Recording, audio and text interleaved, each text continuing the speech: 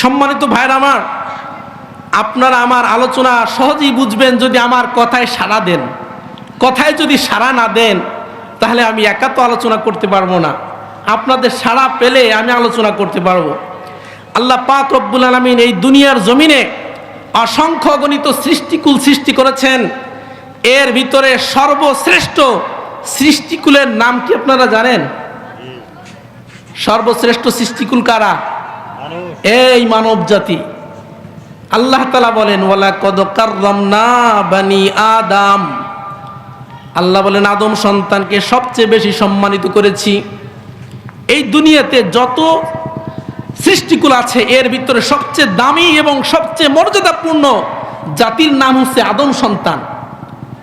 যে জাতি যত দামি হয় ওই জাতির ব্যবস্থাপনাটাও তত দামি হয়।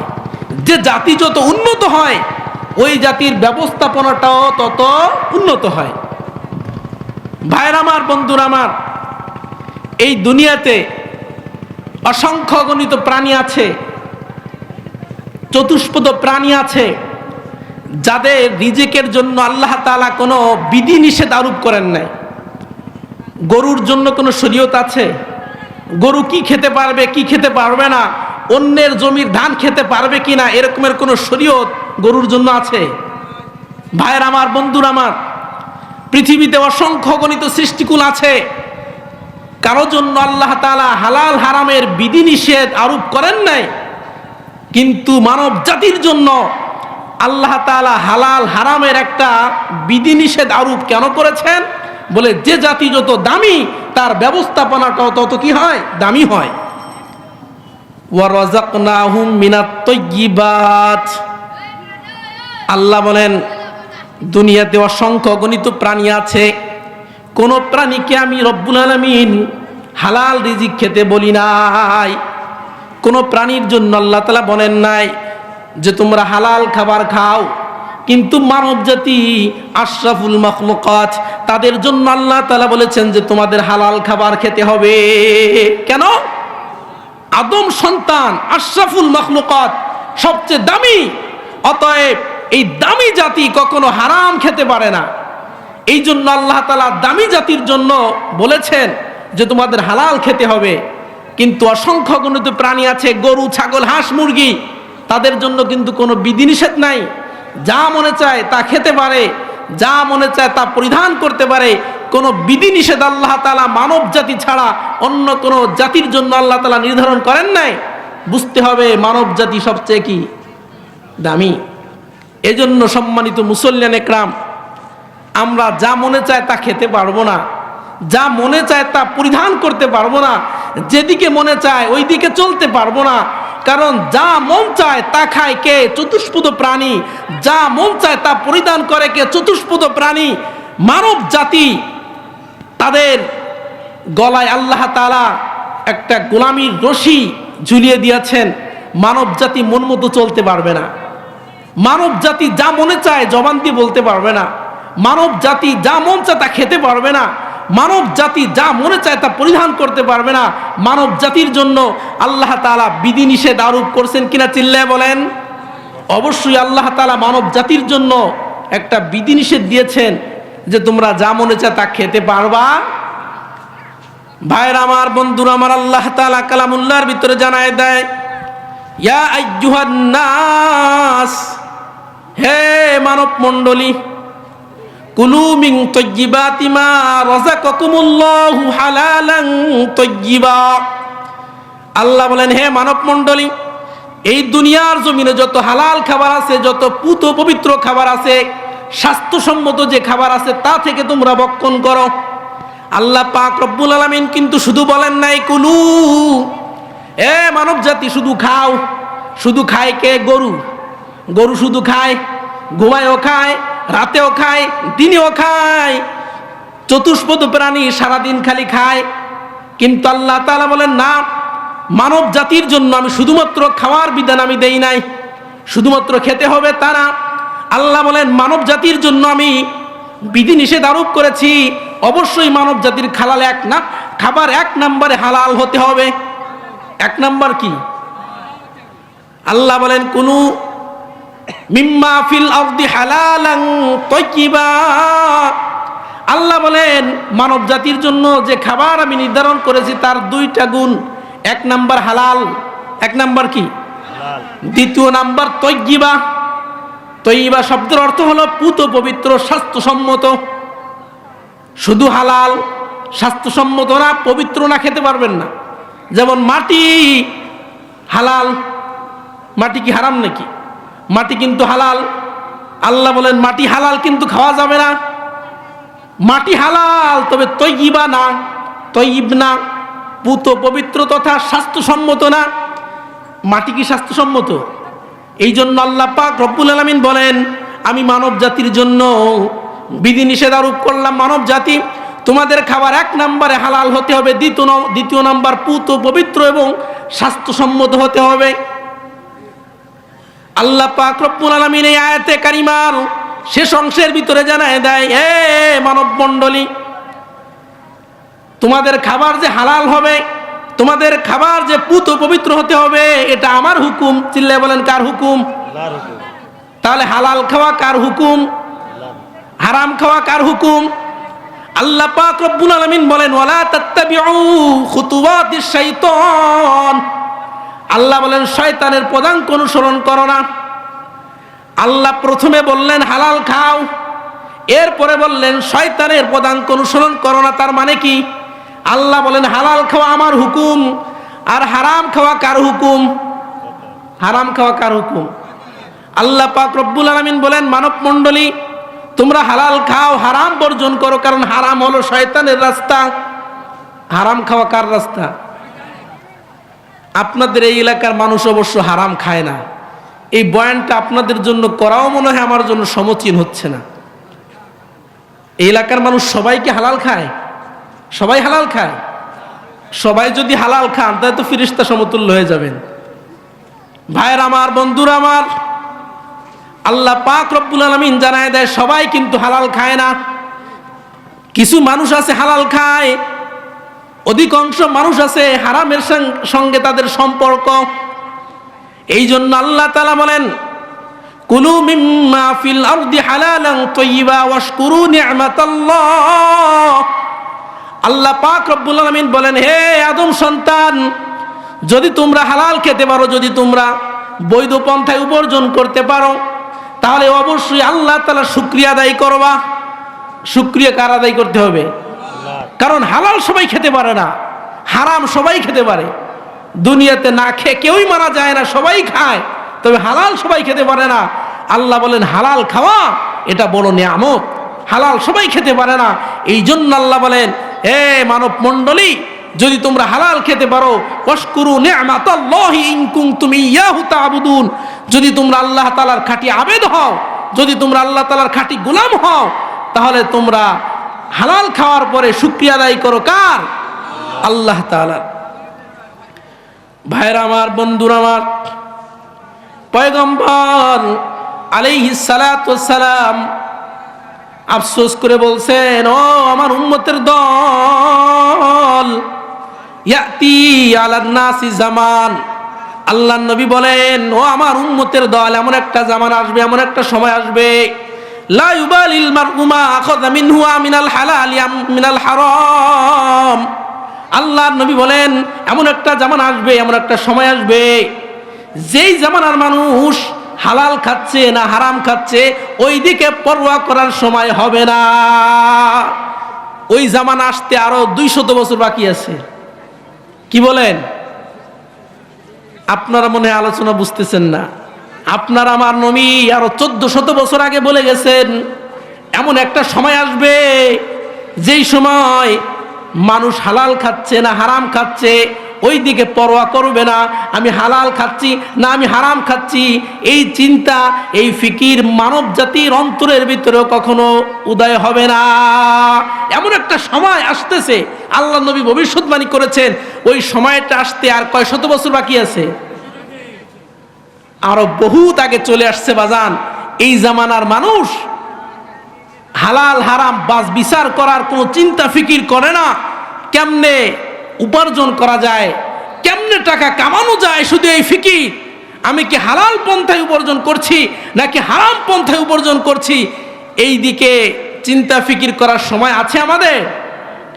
ভাইরা আমার, বন্ধুরা আমার, মানুষ কেন হারাম খায়? 3 কারণে মানুষ হারাম খায়। চিল্লায় বলেন কয় কারণ? 3 কারণে মানুষ হারাম খায়। 1 নাম্বার হলো নির্লজ্জতা। আল্লাহর নবী বলেন 3 কারণে মানুষ হারাম খায়। 1 নাম্বার কারণ কি? নির্লজ্জতা, বেহায়াপনা। মানুষের ভিতরে যখন লজ্জা শরম থাকে না, ওই মানুষটা হারাম খেতে পারে। আর যার ভিতরে লজ্জা আছে, যার ভিতরে শরম আছে, সে কখনো হারাম খেতে পারে না। যার ভিতরে লজ্জা আছে সে চিন্তা করবে, হায় রে, আমি যদি হারাম খাই, যদি জনগণ জানতে পারে আমার অবস্থা কি হবে? আমি যদি চুরি করি, আমি যদি ডাকাতি করি, আমি যদি অন্যের হক নষ্ট করি, জনগণ যদি জানতে পারে আমার অবস্থা কি হবে? আল্লাহর নবী বলেন এই লজ্জা শরম যাদের ভিতরে নাই, ওরাই একমাত্র হারাম খায়। তাহলে দুনিয়াতে যারা হারাম খায় এরা হচ্ছে নির্লজ্জ এবং চরম পর্যায়ের বেহায়া। যাদের ভিতরে লজ্জা আছে তারা কখনো কি করতে পারে না? হারাম খেতে পারে না। এই জন্য আল্লাহর নবী সাহাবীদেরকে সবসময় বলতেন, ও প্রাণের সাহাবীরা, ও প্রাণের সাহাবীরা, ইস্তাহিউ মিনাল্লাহি হাক্কাল হায়া। আল্লাহর নবী বলেন, ও প্রাণের সাহাবীরা, তোমরা আল্লাহ তাআলাকে পরিপূর্ণভাবে লজ্জা করো। আল্লাহর নবী সাহাবীদেরকে বলতেছেন, সাহাবীদের ভিতরে কি লজ্জার কমতি ছিল? এরপরও নবী বলেন, ও আমার প্রাণের সাহাবীরা, তোমরা আল্লাহ তাআলাকে পরিপূর্ণ লজ্জা করো। সাহাবা একরাম আশ্চর্য হয়ে গেলেন। সাহাবা একরাম বললেন, ইয়া রাসূলুল্লাহ, ইয়া হাবিবাল্লাহ, নাহনু নাস্তাহি মিনাল্লাহ হাক্কাল হায়া। ইয়া রাসূলুল্লাহ, ইয়া হাবিবাল্লাহ, আমরা তো আল্লাহ তাআলাকে পরিপূর্ণভাবে লজ্জা করি, পরিপূর্ণভাবে লজ্জা আমরা আল্লাহ তাআলাকে করি। আপনি আবার কেন আমাদেরকে বলতেছেন তোমরা আল্লাহ তাআলাকে লজ্জা করো? আল্লাহর নবী বলেন, প্রাণের সাহাবীরা, ওয়ালাইসা যালিকা, তোমরা আল্লাহ তাআলাকে যেই লজ্জা করো আমি ওই লজ্জার কথা বলছি না। ওয়ালাকিন মান ইস্তাহিয়া মিনাল্লাহ হাক্কাল হায়া। ও সাহাবীরা, জানো আল্লাহ তাআলাকে পরিপূর্ণভাবে লজ্জা তারাই করে যাদের ভিতরে 3 গুণ আছে। কয় গুণ? যাদের ভিতরে 3 গুণ আছে ওরাই আল্লাহ তাআলাকে পরিপূর্ণভাবে লজ্জা করে। 1 নাম্বার গুণ, ওয়ালাকিন মান ইস্তাহিয়া মিনাল্লাহি হাক্কাল হায়া ফালইয়াহফাযির রাসা ওয়া মা হাওয়া। আল্লাহর নবী বলেন, যাদের ভিতরে পরিপূর্ণ লজ্জা আছে ওরা ওদের মস্তিষ্ককে, ওরা ওদের মাথাকে হারাম চিন্তা থেকে সব সময় পুত পবিত্র রাখে। সুবহানাল্লাহ। যাদের ভিতরে লজ্জা আছে ওরা মাথা দিয়ে কখনো হারাম চিন্তা ফিকির করতে পারে না। হারাম খাওয়ার চিন্তা, হারাম খাওয়ার চেতনা ওরা ওদের মাথায় কখনো ঢুকাইতে পারে না। আল্লাহর নবী বলেন ওদের ভিতরে লজ্জা আছে। শুধু মুখ দিয়ে বললাম আমি আল্লাহকে লজ্জা করি, আমার ভিতর লজ্জা আছে। আমার ঢাকা হুজুর বলতেন, মুখের কথায় কি চিড়া ভেজে? চিড়া ভিজাইতে কি লাগে? পানি লাগে না?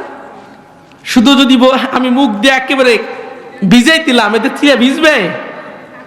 ভাইয়েরা আমার, বন্ধুরা আমার, মুখের কথায় যেমনি ভাবে চিড়া ভেজে না, চিড়া ভিজাইতে যেমনি ভাবে পানি লাগে, ঠিক তদ্রূপ ভাবে আমার ভিতরে লজ্জা আছে, আমার ভিতরে শরম আছে। শুধু বললেই হবে না। আল্লাহর নবী বলেন, 1 নাম্বার যাদের ভিতরে লজ্জা আছে ওরা ওদের মাথা দিয়ে কখনো হারাম চিন্তা করতে পারে না। ওদের মাথায় কখনো হারাম চিন্তা ফিকির কোশ্চিন কালেও ঢুকাইতে পারে না। আল্লাহর নবী বলেন ওদের ভিতরেই পরিপূর্ণ লজ্জা আছে। 2 নাম্বার আল্লাহর নবী বলেন, ওয়াল ইয়াহফাজিল বাতনা ওয়া মা হাওয়া। আল্লাহর নবী বলেন যারা তাদের পেটকে হারাম থেকে বাঁচায় ওদের ভিতরেই পরিপূর্ণ লজ্জা আছে। যারা তাদের পেটকে কি করে? হারাম থেকে বাঁচায়। আল্লাহর নবী বলেন ওদের ভিতরে লজ্জা আছে। যে 24 ঘন্টা সুদ খায়, 24 ঘন্টা হারাম খাচ্ছে, ওর আবার লজ্জা কোথায়? আল্লাহর নবী বলেন যে ব্যক্তি পেটকে হারাম থেকে বাঁচায়, আল্লাহর নবী বলেন তার ভিতরে পরিপূর্ণ লজ্জা আছে। ওয়াল ইয়াযকুরিল মাউতা ওয়াল বিলা।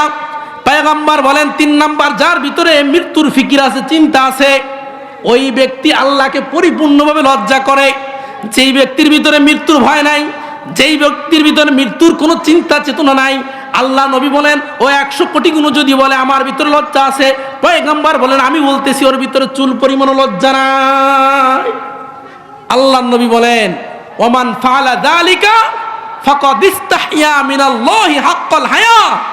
আল্লাহর নবী বলেন যারা তাদের মস্তিষ্ককে হারাম চিন্তাধারা থেকে বাঁচায়, যারা তাদের পেটকে হারাম থেকে বাঁচিয়ে রাখে, যারা 3 নম্বরে মৃত্যু স্মরণ করে, আল্লাহর নবী বলেন এই 3 শ্রেণী মানুষ যদি বলে আমার ভিতরে লজ্জা আছে, তাহলে তার কথাই সঠিক, তার কথাই ঠিক আছে। এই ছাড়া এই 3টে গুণ যাদের ভিতরে নাই, তারা 1000 যদি বলে আমাদের ভিতরে লজ্জা আছে, আল্লাহর নবী বলেন তাদের ভিতরে চুল পরিমাণ লজ্জা। এই জন্য আল্লাহর নবী বলেন ও প্রাণের সাহাবীরা, আল্লাহ তাআলাকে পরিপূর্ণ লজ্জা করো। এই কথার অর্থ হলো তোমার মাথাকে, তোমার মস্তিষ্ককে হারাম চিন্তাধারা থেকে বাঁচাও। 2 নাম্বার তোমার পেটকে হারাম থেকে বাঁচাও। 3 নাম্বার বেশি বেশি মৃত্যুর স্মরণ করো, তাহলেই তোমার ভিতরে লজ্জা আসবে। আর তোমার ভিতরে লজ্জা আসলে কখনো তুমি হারামের সঙ্গে জড়িত হবা না। যাদের ভিতরে লজ্জা শরম বলতে নাই, ওরাই কি করে? হারাম খায়। এই জন্য আল্লাহর নবী বলেন ও প্রাণের সাহাবীরা, قال رسول الله صلى الله عليه وسلم إذا لم تستحي فاصنع ما شئت। আল্লাহর নবী বলেন যদি তোমার ভিতরে চুল পরিমাণ লজ্জা শরম না থাকে, তাহলে তোমার যা মন চায় তা তুমি করতে পারো। যদি তোমার লজ্জা না থাকে তুমি জিনা করতে পারো, যদি তোমার লজ্জা না থাকে তুমি সুদ খেতে পারো, যদি তোমার লজ্জা না থাকে তাহলে তুমি হারাম সম্পর্কের সঙ্গে জড়িত হতে পারো। এই জন্যই তো আল্লাহ নবী বলছেন আল হায়াউ শু'বাতুম মিনাল ঈমান। হায়া, লজ্জা শরম হচ্ছে ঈমানের শাখা, ঈমানের অঙ্গ। ঈমানের সাথে লজ্জার সম্পর্ক, এটা কল্পনা করা যায়? ঈমান কত দামি জিনিস, অথচ আল্লাহর নবী বলতেছেন যে এই হায়া, এই লজ্জা শরম, এটা হচ্ছে ঈমানের অংশ, এটা হচ্ছে ঈমানের অঙ্গ। এটা কেমনে হয়? এই জন্যই তো হয় যে বাজান, ঈমানের সাথে লজ্জার সম্পর্ক আছে। যার ভিতরে লজ্জা আছে সে কখনো খারাপ কাজ করতে পারে না, যার ভিতরে লজ্জা আছে সে কখনো হারাম সম্পর্ক করতে পারে। ভাইরা আমার, বন্ধুরা আমার, বলতেছিলাম মানব জাতি কয় কারণে হারাম খায়? চিল্লায় বলেন। 3 কারণ। 1 নাম্বার কারণ হলো নির্লজ্জতা। যখন মানব জাতির ভিতরে লজ্জা থাকে না, শরম থাকে না, তখন হারামের সাথে সম্পর্ক করে।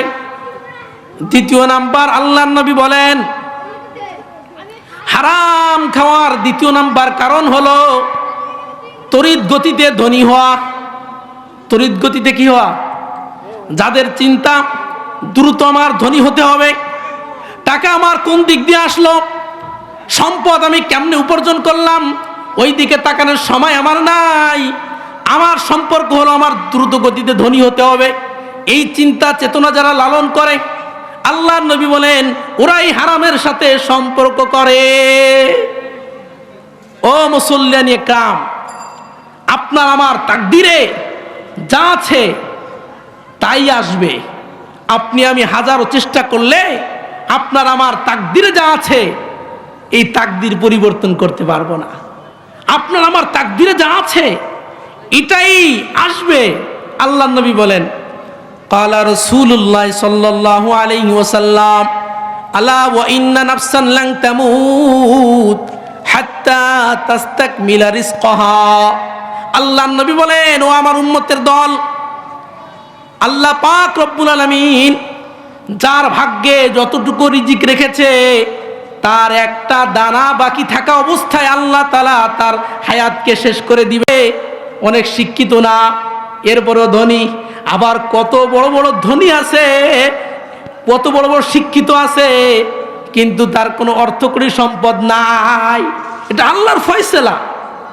আল্লাহ তাআলা যার ভাগ্যে রেখেছেন, বড় শিক্ষিত হলে যে অনেক টাকার মালিক হবে বিষয়টা তা না। অসংখ্য গণিত জাহেল আছে, কিছু লিখতে পারে না, নিজের নামের সাইনটা পর্যন্ত করতে পারে না, টিপ সাইন করা লাগে, এরকমের মানুষও অসংখ্য গণিত সম্পদের মালিক। আবার অনেক শিক্ষিত মানুষ, এরপরে 3 বেলা খাবার জুটে না, এই জাতীয় মানুষ আছে না নাই? এই জন্য আল্লাহর নবী বলেন ও প্রাণের সাহাবীরা, ও আমার উম্মতেরা, ধনী হওয়ার চিন্তা ফিকির ছেড়ে দাও।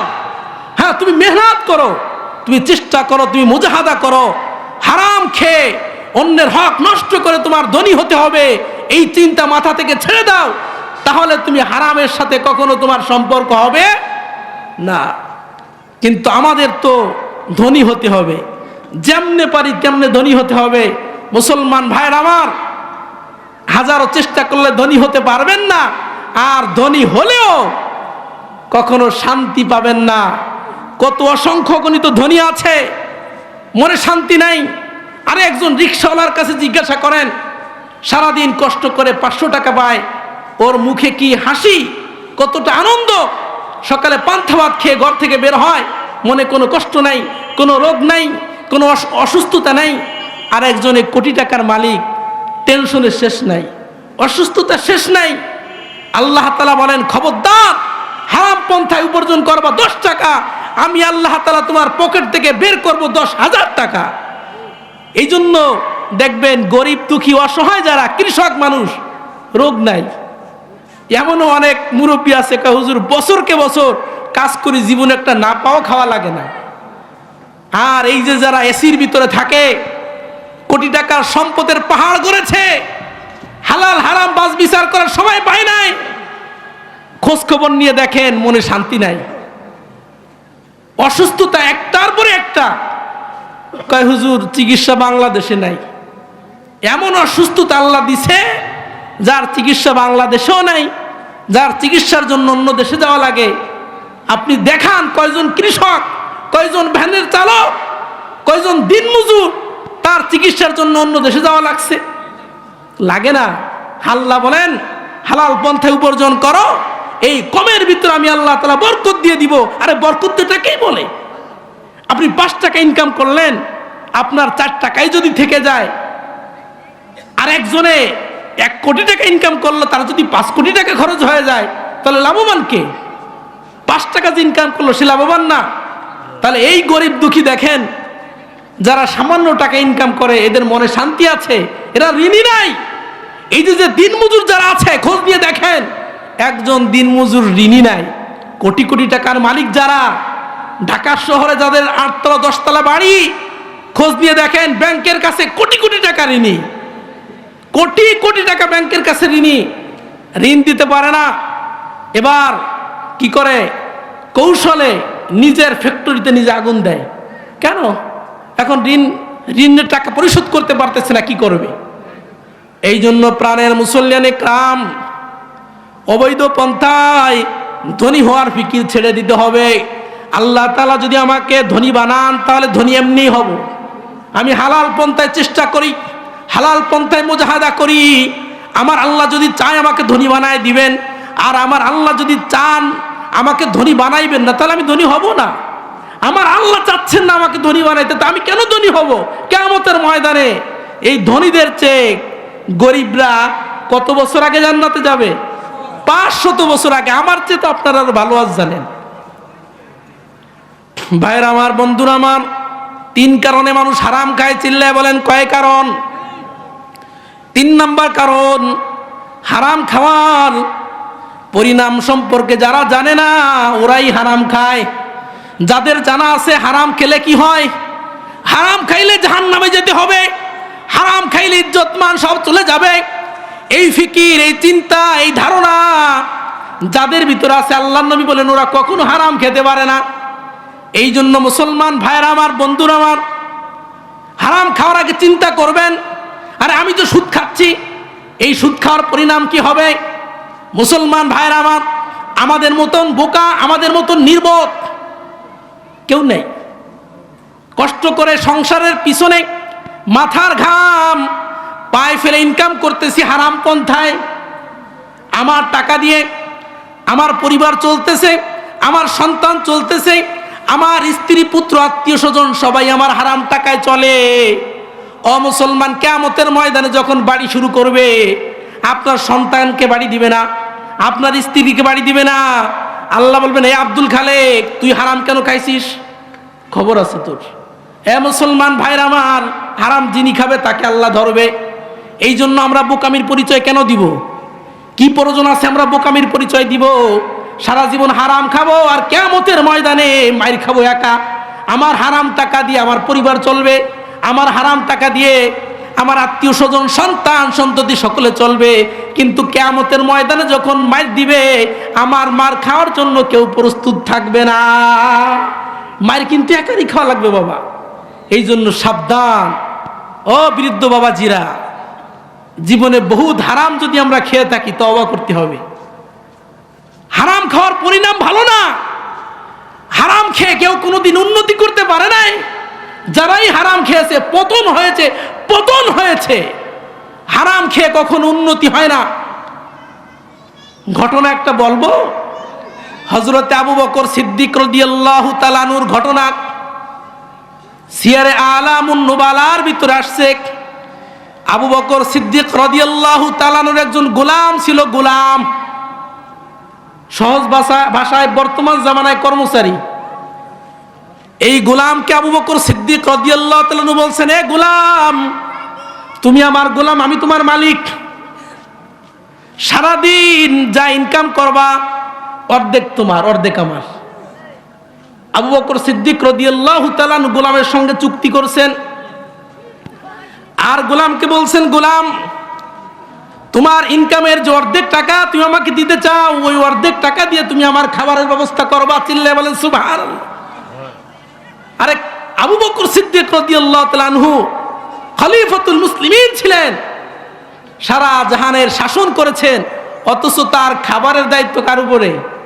গোলামের উপরে দায়িত্ব দিয়েছে, গোলাম সারাদিন যা ইনকাম করবা, যেহেতু তোমাকে আমি টাকা দিয়ে কিনেছি, তুমি আমার গোলাম, তুমি আমার সম্পদ। মানুষের গাড়ি থাকলে গাড়ি ভাড়া দেয় না? গাড়ি দিয়ে একটা ভাড়ার অংশ পাওয়া যায় না? তো তুমিও আমার একজন গোলাম, তুমি আমার একটা সম্পদ। অতএব তুমি যা ইনকাম করবা কিছু অংশ আমাকে দিবা, আর ওই অংশটাও আমাকে দিতে হবে না, ওই টাকা দিয়ে আমার খাবারের ব্যবস্থা করবা। আর আমরা তো সাধারণ পাতিনি, তার পিছে একটু ঘোরার সাহস পাইলে আমাদের খাবারের শেষ নাই। কত ধরনের বিরিয়ানি আমরা দেখি তো মাঝে মাঝে, বিশাল বড় বড় সমাবেশ, বিরিয়ানি ছাড়া একজন শ্রোতাও পাওয়া যায় না। বড় বড় যে সমাবেশ, সমাবেশে বিরিয়ানির ঠুল্লা যদি দেওয়া না হয় শ্রোতা খুঁজে পাওয়া যায় না। সম্মানিত মুসল্লিয়ান ইকরাম, এই আবু বকর সিদ্দিক রাদিয়াল্লাহু তাআলা আনহু গোলামকে বললেন, ও গোলাম, তুমি যা ইনকাম করবা তোমার ইনকামের অর্ধেক টাকা দিয়ে আমার খাবারের ব্যবস্থা করবা। গোলাম বললেন, আমিরুল মুমিনিন, ঠিক আছে। সব সময় এই গোলাম আবু বকর সিদ্দিক রাদিয়াল্লাহু তাআলা আনহুর খাবারের ব্যবস্থা করে, আয়োজন করে। একদিনের ঘটনা, আবু বকর সিদ্দিক রাদিয়াল্লাহু তাআলা আনহু এত বড় সাহাবী, জান্নাতের সনদ যাকে আল্লাহর নবী দিয়েছেন, 4 খলিফার প্রধান যিনি, এই আবু বকর সিদ্দিক রাদিয়াল্লাহু তাআলা আনহুর খুব ক্ষুধা পেয়েছে, রাষ্ট্রীয় কাজে ব্যস্ত ছিলেন। খুব ক্ষুধা পাওয়ার কারণে গোলামকে বললেন, গোলাম, আমার খাবারের ব্যবস্থা দ্রুত করো। এই গোলাম আবু বকর সিদ্দিক রাদিয়াল্লাহু তাআলা আনহুর কাছে কিছু খাবার নিয়ে আসছে। আবু বকর সিদ্দিক রাদিয়াল্লাহু তাআলা আনহু ক্ষুধার কারণে কি করবেন, ক্ষুধার যন্ত্রণা সহ্য করতে না পেরে খুব দ্রুত জিজ্ঞাসাবাদ না করেই খাবারটা খেয়ে ফেললেন। আবু বকর সিদ্দিক রাদিয়াল্লাহু তাআলা আনহুর অভ্যাস ছিল বাজান, প্রতিদিন জিজ্ঞাসা করতো, গোলাম, আজকে যে আমার খাবারের ব্যবস্থা করছো, টাকাটা কোন জায়গা পেয়েছো? কোন জায়গা থেকে টাকা পেয়েছো? কোন টাকা দিয়ে আমার খাবারের আয়োজন করছো? আবু বকর সিদ্দিক রাদিয়াল্লাহু তাআলা আনহু প্রতিদিন জিজ্ঞাসা করতেন, কিন্তু আজকে যেহেতু খুব ক্ষুধা পেয়েছে, যার কারণে জিজ্ঞাসা করার সময় পায় নাই। আবু বকর সিদ্দিক রাদিয়াল্লাহু তাআলা আনহু খানা খাওয়ার পরে এই গোলামের কাছে জিজ্ঞাসা করছে, গোলাম, প্রতিদিন খাবার খাওয়ার আগেই জিজ্ঞাসা করি খানাটা কোত্থেকে আসছে, কোন টাকা দিয়ে তুমি আমার খাবারের ব্যবস্থা করছো? কিন্তু দুঃখের বিষয়, আজকে জিজ্ঞাসা করতে পারি নাই। আমার খুব ক্ষুধা লেগেছিল, যার কারণে আমি দ্রুত খাবারটা খেয়েছি। এবার তুমি বলো, আমার খাবারের ব্যবস্থা কোন টাকা দিয়ে করেছো? গোলাম বলতেছে, আমিরুল মুমিনিন, জাহিলিয়াতের যুগে আমি একজন গণক ছিলাম, গণক, মানুষের হাত গুনতাম, আমি জ্যোতিষী ছিলাম। ওই জাহিলিয়াতের যুগে এক বান্দার হাত গুনেছিলাম, সে তখন কোনো টাকা দেয় নাই। আজ দীর্ঘদিন হয়ে গেছে, আমার সঙ্গে তার দেখা হয়ে গিয়েছে, মনে করে সে আমাকে কিছু টাকা দিয়েছে, হুজুর, ওই টাকা দিয়ে আপনার খাবারের ব্যবস্থা করেছে। এ মুসলমান ভাইর আমার, বুঝে থাকলে আওয়াজ দিয়ে বলবেন, গণকের ইনকাম হালাল না হারাম? এই হাত দেখানো হালাল না হারাম? মানুষের তাকদির গণনা করা হালাল না হারাম? আমরা যে গণকের কাছে যাই হালাল না হারাম? মুসলমান ভাইয়ের আমার, নবী বলেন, ইমানদার যখন কোনো গণকের কাছে হাত গুনতে যায়, ইমানদার যখন কোনো গণকের কাছে যায়, আল্লাহ নবী বলে ও ইমানদার থাকে না, বেঈমান হয়ে যায়।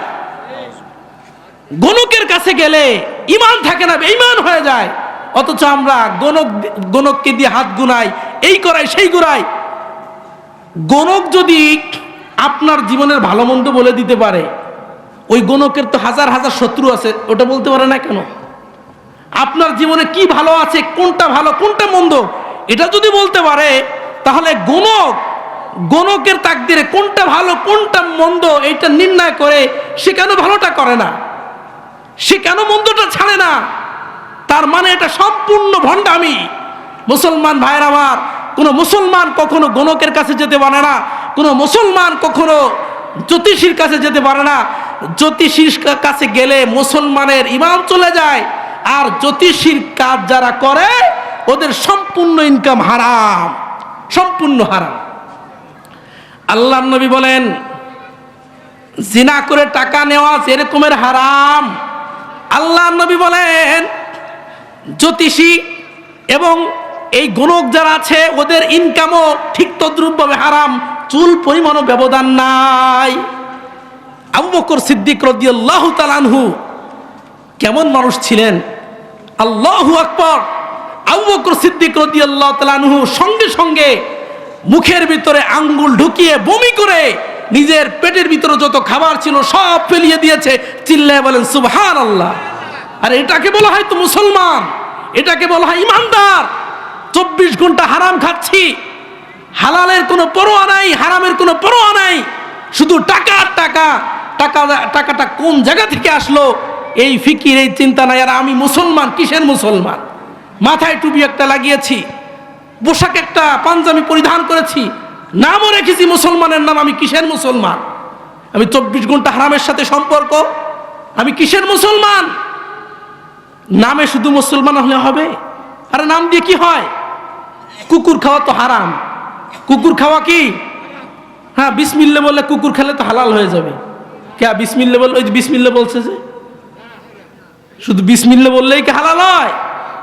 নাম রেখেছি মুসলমানের নাম, আমার প্রত্যেকটা কাজ হারামের সাথে সম্পৃক্ত।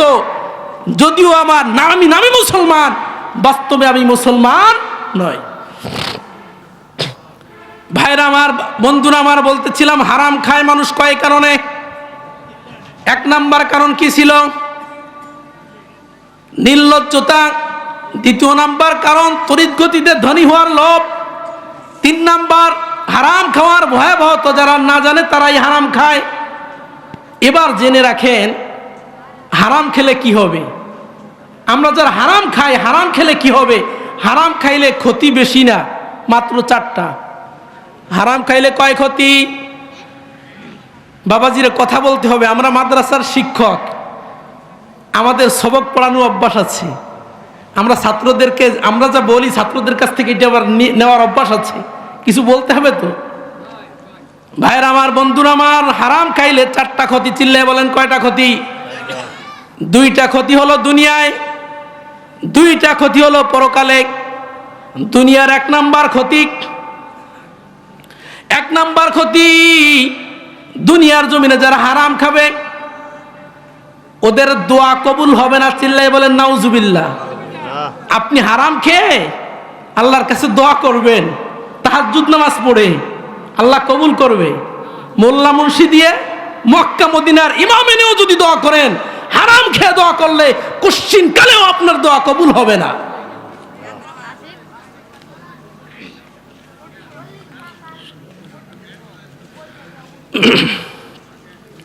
ভাইরা আমার, বন্ধুরা আমার, তাহলে বলতেছিলাম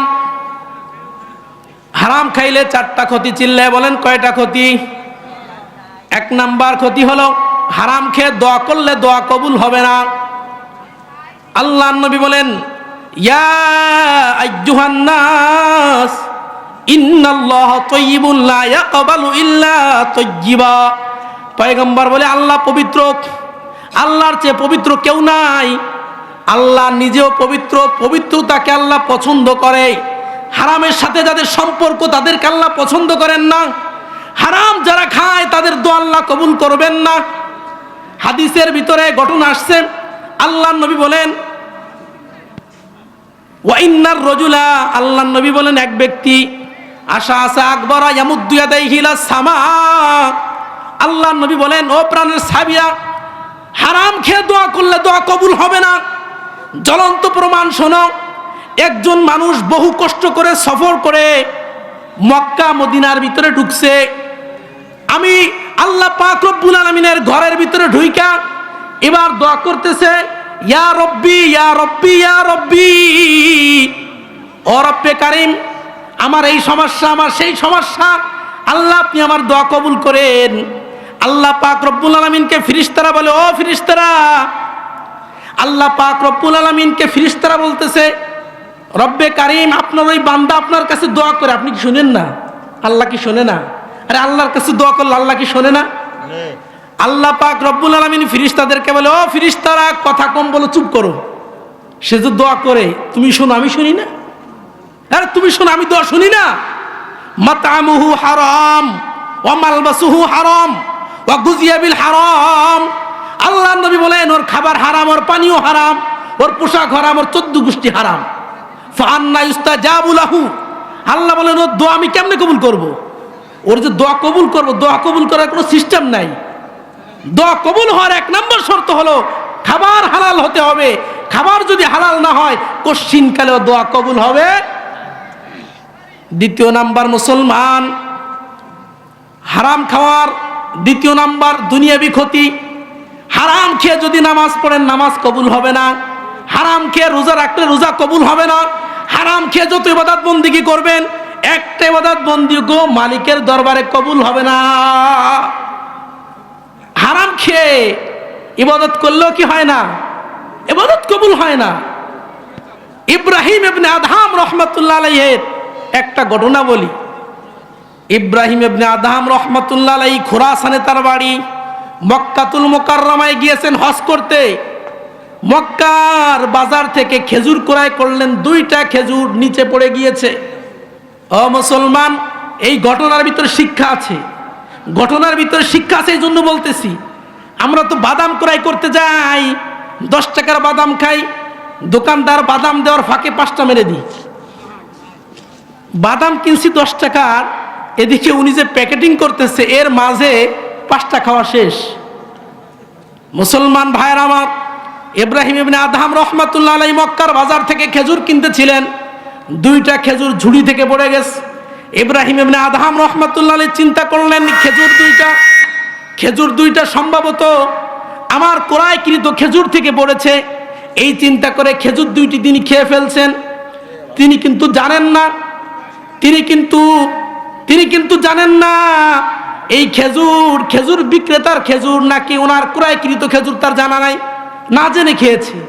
আরে মেয়ে না জেনে খেয়েছে। ভাইরা আমার, বন্ধুরা আমার, 1 বছর হয়ে গেছে। 1 বছর হয়ে গেছে। ইব্রাহিম ইবনে আদহাম রহমাতুল্লাহ আলাইহি আবারও মক্কাতুল মুকাররমায় হজ করতে গিয়েছে। হজ করতে যাওয়ার পর বাইতুল মুকাদ্দাস মুসলমানদের একটা কিবলা, সর্বপ্রথম কিবলা। এই বাইতুল মুকাদ্দাসে একটা ইবাদতের ঘর আছে, কুব্বাতুস সখরা। বাইতুল মুকাদ্দাসের ভিতরে সংরক্ষিত একটা কক্ষ আছে, যেই কক্ষে 24 ঘন্টা ইবাদত বন্দিগি চলে। দিনে ইবাদত বন্দিগি করে মানুষে, রাতে ইবাদত বন্দিগি করে কারা? ফেরেশতারা। ভাইরা আমার, বন্ধুরা আমার, সারাদিন মানুষ ইবাদত বন্দিগি করতেছিলেন। ইব্রাহিম ইবনে আদহাম রহমাতুল্লাহ আলাইহি এই বাইতুল মুকাদ্দাসের এই কুব্বাতুস সখরার ভিতরে প্রবেশ করছেন। যখন সন্ধ্যা হয়ে গেছে, সব মানুষ সংরক্ষিত কামরা থেকে বের হয়ে গেছে। ইব্রাহিম ইবনে আদহাম রহমাতুল্লাহ আলাইহি উনি আর বের হন নাই। ওনার অন্তরে কৌতূহল জেগেছে যে দিনে তো আমরা মানুষের ইবাদত বন্দিগি করি, তাহলে রাতে ফেরেশতারা ইবাদত বন্দিগি কেমনে করে দেখার দরকার আছে না নাই? আল্লাহর বেশি প্রিয় বান্দা যারা, ওরা শুধু খোঁজে যে আল্লাহর প্রিয় বান্দা কেমনে হওয়া যায়। ইব্রাহিম ইবনে আদহাম রহমাতুল্লাহ আলাইহি গোপনে রয়ে গেলেন।